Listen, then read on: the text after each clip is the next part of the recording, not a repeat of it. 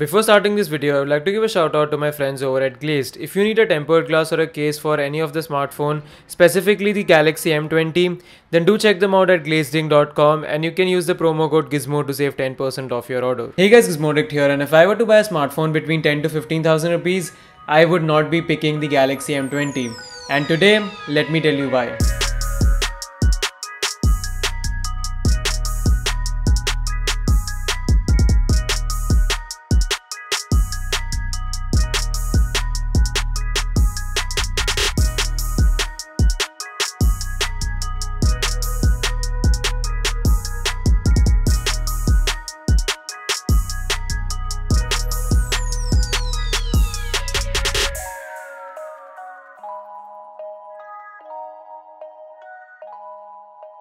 So I've been using the Galaxy M20 as my primary phone since the last 1 week, and while Samsung has done a good job, it still is not up to the mark. No matter how hard you try to bend the facts, you cannot change the truth that the Galaxy M20 is not the best or the most value for money smartphone in its price segment. As you all know, there are 4 major parameters that make a good smartphone: good camera, good battery life, good user experience, and good performance. And it's the last 2 things where the Samsung M20 falls back. I've been testing the 3GB RAM variant of the Galaxy M20, and although Samsung has put in their new Exynos 7904 chipset, it's just not powerful enough. Especially the graphics processor or the GPU is a serious bottleneck here because it genuinely holds the phone back. Because even in normal day-to-day usage, you can see the phone skipping frames and animations. The graphics aren't very smooth when you're scrolling through your feeds, and especially when you have a couple of apps open in the background and you're jumping between them, you do realize that this phone is not snappy and it is always a little hesitant to perform. So I personally feel that the performance is a serious step down from the competitors like the Redmi Note 6 Pro, Realme 2 Pro, or even the Zenfone Max Pro. And if you're wondering about PUBG, you might as well forget about it because even on the lowest settings possible, the gameplay is not 100% smooth. Every once in a while you see these random frame drops, and overall, like I said, the GPU is limiting a lot of things here. So I'm honestly disappointed by the performance of the Galaxy M20, and that's one of the major reasons that is keeping me away from this phone, because if you see other phones in this price segment, they're actually getting very good in terms of performance. So the Galaxy M20 does not score well in this area, and that's one of the reasons that I don't want to recommend this phone. That brings me to the user experience of the Galaxy M20. This phone runs on Samsung's Experience UI, and it's a little bit heavy and taxing on the phone. But for a change, I actually like what Samsung has done with it. It's very customizable. You have a ton of features and useful things that help you with your usage, and I like it. But once again, it goes down to the weak chipset inside the M20 that the experience is not super smooth. I think if this phone ran on Snapdragon 660 or even the Snapdragon 636, the user experience would have been a lot more fluid and snappy. Regardless, if you like a UI that is filled with features, you will love the Experience UI. And if you want me to make a tips and tricks videos where I explore all of the features of the Galaxy M20 as well as the M10, then do vote in the poll here and I'll make a video about it. The only thing I didn't like is Samsung's launcher. I feel that it is too cluttered, so I installed Nova Launcher and things were fine from there. And while we are on the topic of software, I hope that Samsung gives the Android Pie update very soon. But going by the recent news, I don't think the Galaxy M20 or the M10 are getting the Android Pie update until August. So you have to wait a good 6 months here before you can get Android Pie. On that note, let's look at the brighter side and we'll talk about the positives of the Samsung Galaxy M20. And it all starts with the display of this phone. It gets a dewdrop notch on the front, or as Samsung likes to call it, the Infinity V display. This is a 6.3-inch 1080p display, and although it's a TFT panel, I honestly didn't think it was worse than the other phones in this price segment.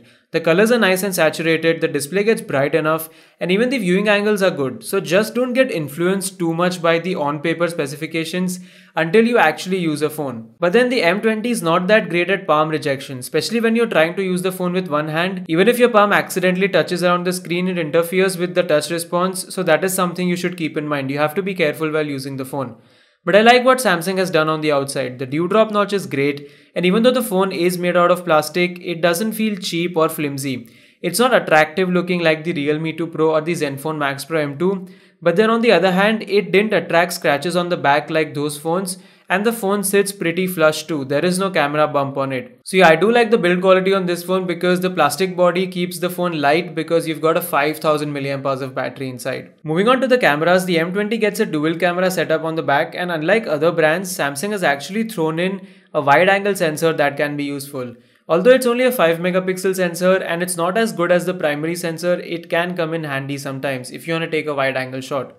The edges are quite weird when you first take a photo in the wide angle mode, but then Samsung has their sharpening tool in the software which fixes things very well. And moving on to the main camera, I feel the performance is good. Especially in terms of portrait mode, the phone somehow recognizes the sky and the scenery very well.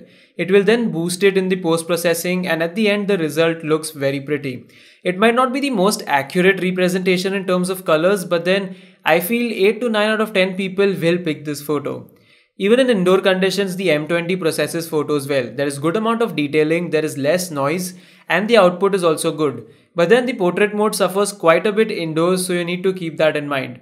And in extreme low lighting conditions, it's not good. And the phones that do support Google camera with night sight do a better job than the Galaxy M20. That's true even in terms of video. Samsung has limited the M20 to only 1080p recording, that too without EIS, so that's a big disadvantage here. The M20 also supports some form of camera to API, but then still none of the Gcam apps are working on it. You might get them in the future, but as of now there is no Google camera working on this phone. So cameras are good, but then they are clearly not the best in the segment. Also, one thing I would like to point out is that if you want to toggle the HDR mode in the camera app, it's kind of a tedious process. Normally in all of the other phones you do have a toggle right in the viewfinder, but then on the Galaxy M20 you have to go to the settings and then toggle HDR. So that's something you should keep in mind when you're shooting on the Galaxy M20. So the cameras are good, but then they're clearly not the best in the segment. But what might be the best in this segment is the battery life on the Galaxy M20. You've got 5000 mAh of battery, and it pushes through very well on my heavy usage. As you guys know, my usage is very heavy. I stream music via Bluetooth. I use Netflix and Hotstar and all of those streaming apps. I'm on 4G most of the times. I have an hour or two of voice calls, and I also use Google Maps. And even then the Galaxy M20 was giving me around 6.5 hours of screen on time, which is great. So the battery life is definitely not an issue. You can easily get more than a day out of it even with heavy usage, and the charging times are also very good. You've got fast charging here, but then it's not super fast. It takes around 2 hours and 15 minutes to completely charge the phone. So it's definitely a bit faster than the Zenfone Max Pro M2, but then it's still not quick charging. But then overall I'm very happy with the charging times as well as the battery life that I have gotten on the Galaxy M20, considering we have 5000 mAh of battery here.